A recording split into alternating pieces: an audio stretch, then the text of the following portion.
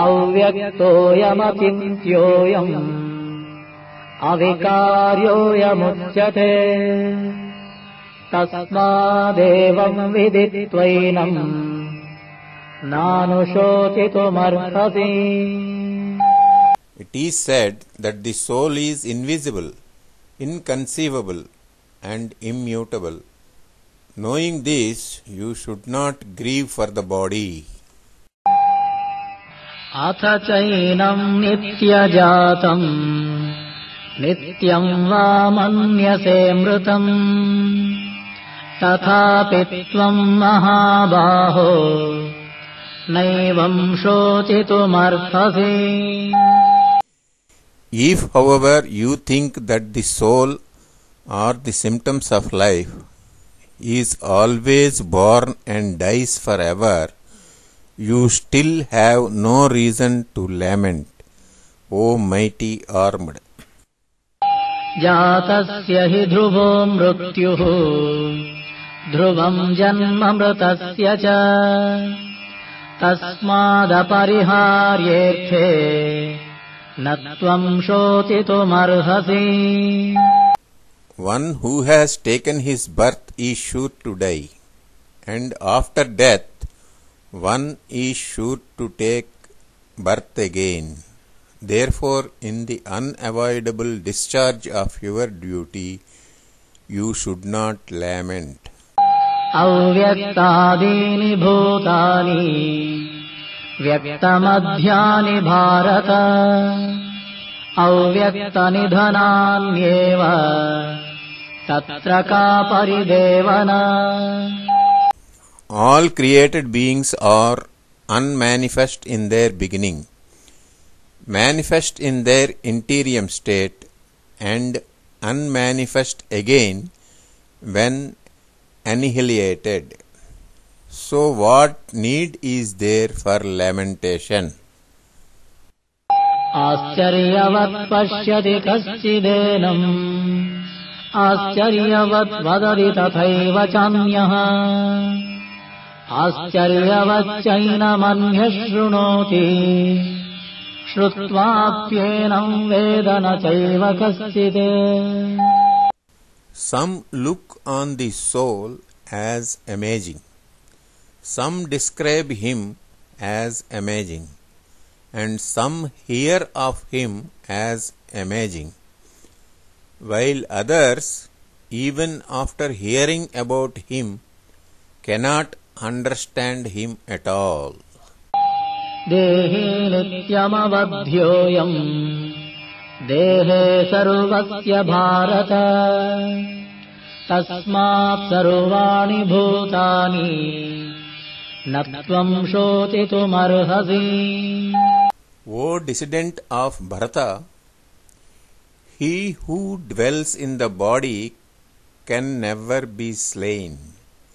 Therefore, ye need not grieve for any living being.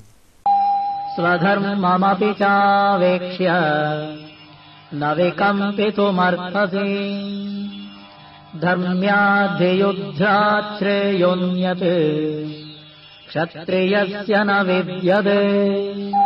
Considering your specific duty as a Kshatriya, you should know that there is no better engagement for you than fighting on religious principles, and so there is no need for hesitation.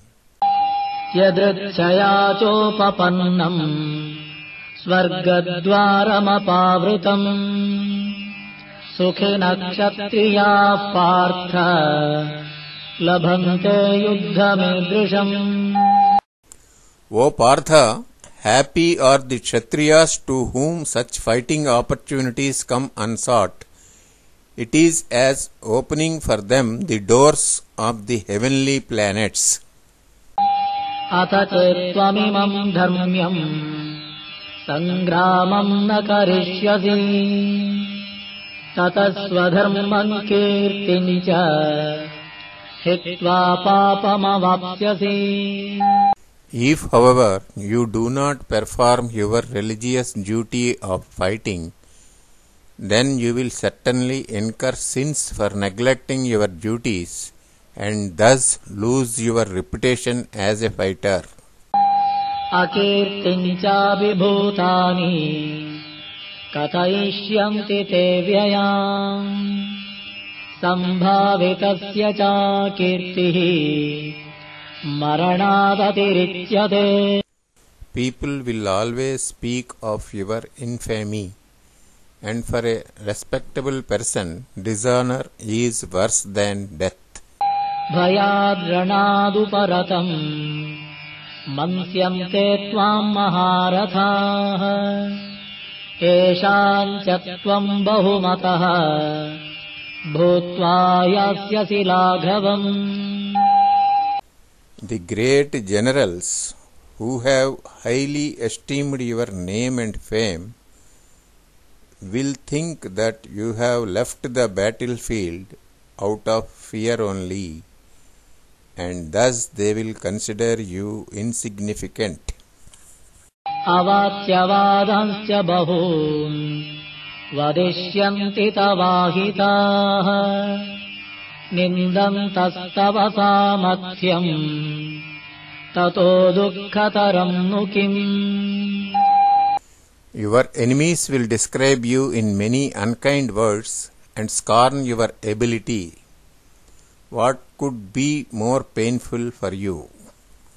हतो वा प्राप्स्यसि स्वर्गम् जित्वा वा भोक्ष्यसे महीम् तस्मादुत्तिष्ठ कौन्तेय युद्धाय कृतनिश्चयः.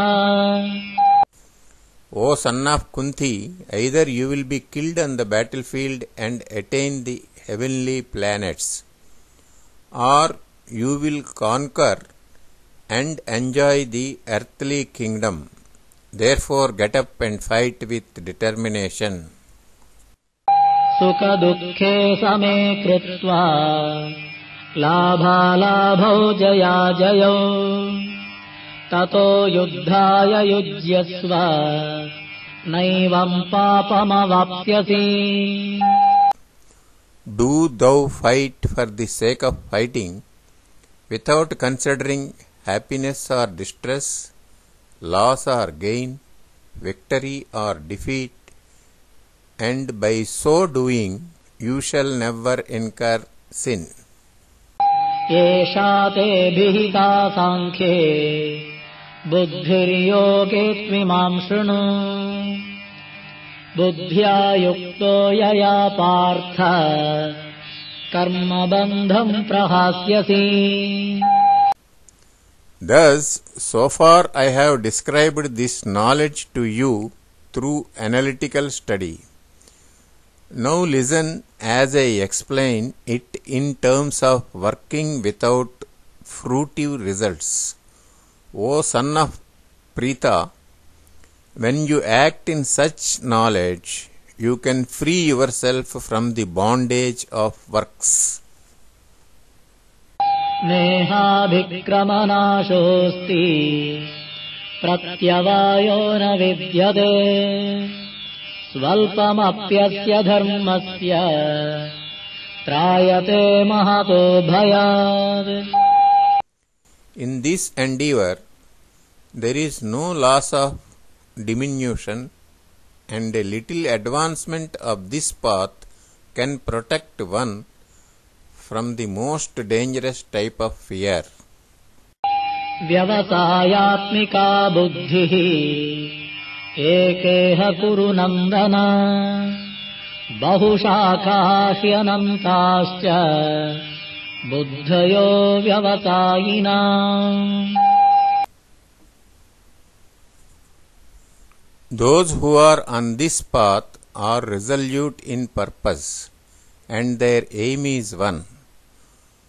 O beloved child of the Kurus, the intelligence of those who are irresolute is many-branched. यामिमाम् पुष्पिताम् वाचम् प्रवदन्त्यविपश्चितः वेदवादरताः पार्थ नान्यदस्तीति वादिनः. Men of small knowledge are very much attached to the flowery words of Vedas, which recommend various fruitive activities for elevation to heavenly planets, resultant good birth, power, and so forth. Being desirous of sense gratification and opulent life, they say that there is nothing more than this.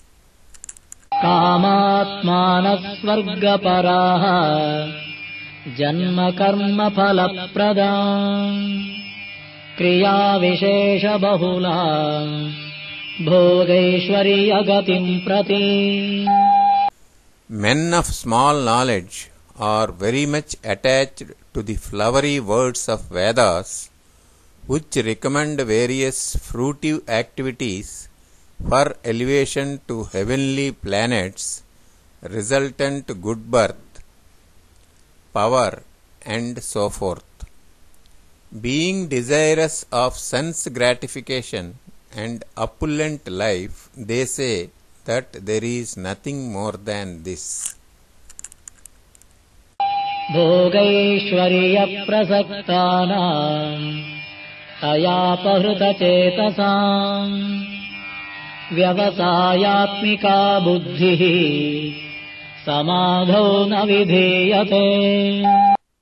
In the minds of those who are too attached to sense enjoyment and material opulence, and who are bewildered by such things, the resolute determination for devotional service to the Supreme Lord does not take place.